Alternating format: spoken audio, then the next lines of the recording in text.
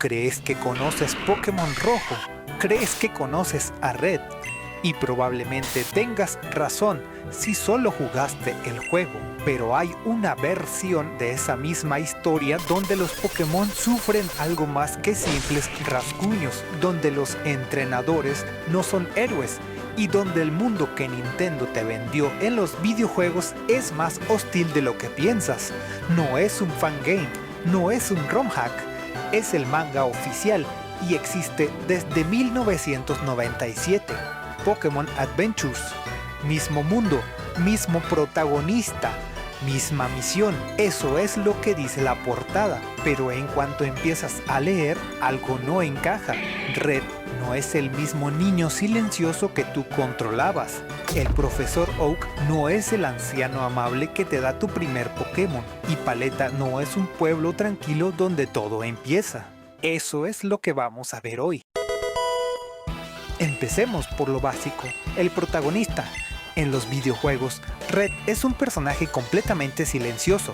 Tú tomas cada decisión por él. No tiene opiniones, no tiene reacciones, no tiene voz. En el manga, Red es todo lo contrario. Tiene personalidad propia y no precisamente la más humilde. Desde las primeras páginas anda diciéndole a todo mundo que él es el mejor entrenador Pokémon que existe, sin tener absolutamente nada que lo respalde. Es un fanfarrón de primera y eso le da un arco de desarrollo que en los juegos simplemente no existe. Y hay otro detalle interesante, Red ya tiene un Pokémon antes de conocer al profesor O. No es Charmander, ni Squirtle, ni Bulbasaur. Es un Poliwag, que eventualmente evoluciona a un Poliwhirl y más adelante a un Poliwrath. Esto ya nos dice que el manga no tiene intención de seguir el guión del juego paso a paso. Y hablando de Pokébolas, en el manga, cuando un Pokémon está dentro de su Pokébola, se ve literalmente como en cautiverio real. En los juegos, solo vemos el icono de la Pokébola y nunca nos cuestionamos qué hay dentro. El manga sí se hace esa pregunta y la respuesta es un poco incómoda. Ahora vayamos en la diferencia que existe en el comienzo de la historia. En los juegos, la historia comienza de forma tranquila. Sales de tu casa, el profesor Oak te da el Pokémon inicial y te desea buena suerte en la aventura. Simple, limpio, sin complicaciones. En el manga, el Team Rocket aparece desde el primer capítulo. Están buscando un Pokémon misterioso en los alrededores de Pueblo Paleta, que al final resulta ser nada menos que un Mew. Durante esta secuencia, Red se topa con un entrenador misterioso que está luchando contra ese Mew. Ese entrenador es Blue, nuestro rival en los juegos, y desde aquí ya se establece una dinámica completamente distinta entre ambos personajes. Luego, Red llega al laboratorio del profesor Oak, pero no como en el juego, donde te reciben con los brazos abiertos. Aquí en el manga, Red entra sin permiso, como un intruso, y termina liberando a todos los Pokémon del laboratorio por accidente. Oak lo regaña y le ordena ir a recuperarlos. Durante esa misión, Red se gana la confianza de un Bulbasaur al protegerlo de un Machop, y es entonces cuando Oak decide regalárselo. No es una elección de 3 iniciales en una mesa, es un vínculo que se construye en medio del caos. A medida que Red avanza en su viaje, el manga va introduciendo diferencias que, aunque pequeñas, cambian la percepción del mundo Pokémon. Por ejemplo, en el Bosque Verde, en los juegos, este lugar está plagado de Pokémon tipo bicho y planta de nivel bajo. En el manga, a Red le aparece un Kangaskhan. Un Kangaskhan en el Bosque Verde. Cualquiera que haya jugado los juegos sabe que encontrar algo así a esos niveles sería un sueño hecho realidad. Otro detalle interesante es cómo se representan los ataques. En los videojuegos, el movimiento somnífero se muestra como esporas cayendo sobre el rival. En el manga, el Pokémon dispara una cápsula a presión que libera esporas. Tiene mucho más sentido desde una perspectiva lógica. Y aquí viene un cambio que personalmente me parece muy relevante. Primero, la batalla contra Brook. En los videojuegos, todos sabemos que los Pokémon tipo Tierra son inmunes a los ataques eléctricos. Es una regla fundamental, pues el manga se salta todo por completo. El Pikachu de Red destroza literalmente al Onix de Brook con un ataque eléctrico.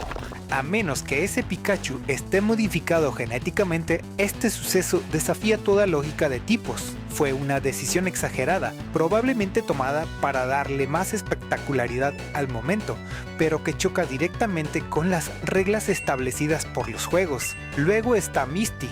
En los juegos la conocemos exclusivamente dentro de su gimnasio en Ciudad Celeste. En el manga, Red se la encuentra mucho antes, camino al Monte Moon. Ella está luchando contra un Gyarados que fue modificado por el Team Rocket y que resulta ser suyo, robado por la organización.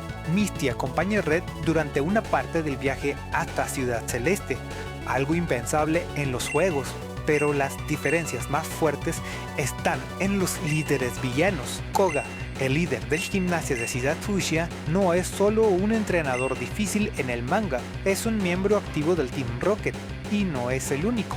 Electrosurge, el líder de gimnasio de Ciudad Carmín, también forma parte de una élite del Team Rocket conformada por 3 líderes de gimnasio. A Surge, Red no lo enfrenta en su gimnasio, sino dentro del SSAN, donde se está realizando actividades ilegales para la organización.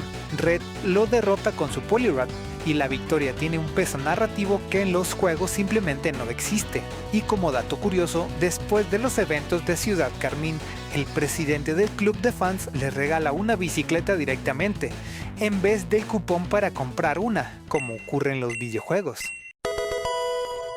Llegamos a la parte más oscura del primer volumen, y probablemente la que más marca diferencia entre el manga y los videojuegos. Primero, el Snorlax.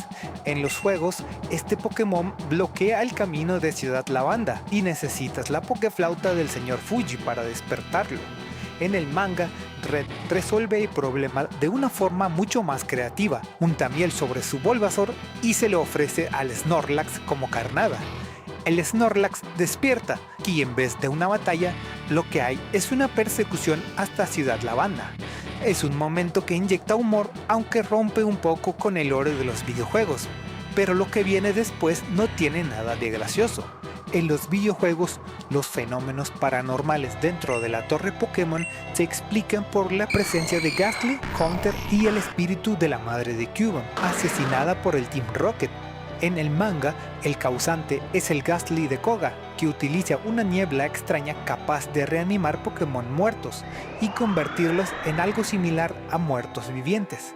El manga muestra los cuerpos descompuestos de estos Pokémon sin ningún tipo de censura, perturbador para el tipo de audiencia a la que está dirigida el manga de Pokémon. Y dentro de esa misma torre, mientras que en los juegos Blue simplemente aparece y te reta a una batalla amistosa como siempre, en el manga las circunstancias son completamente distintas. La niebla de Gastly lo está controlando mentalmente y Red tiene que enfrentarlo en contra de su voluntad. Y cerramos con la diferencia más brutal que hay en este primer volumen, porque resume perfectamente la filosofía de Pokémon Adventure. En los juegos, cuando derrotas a un Pokémon simplemente se debilita, se desmaya, no hay sangre, no hay daño visible, no hay consecuencias permanentes, pero en el manga los combates pueden terminar de formas mucho más crudas. Los ataques pueden ser tan devastadores que son capaces de partir un Pokémon en dos, y eso es exactamente lo que le sucede al Arbok de Koga. Esa es la esencia de Pokémon Adventures, tomar el mundo que conocemos de los videojuegos y mostrarnos qué pasaría si las reglas fueran reales, si las batallas tuvieran consecuencias y si los personajes tuvieran algo que perder.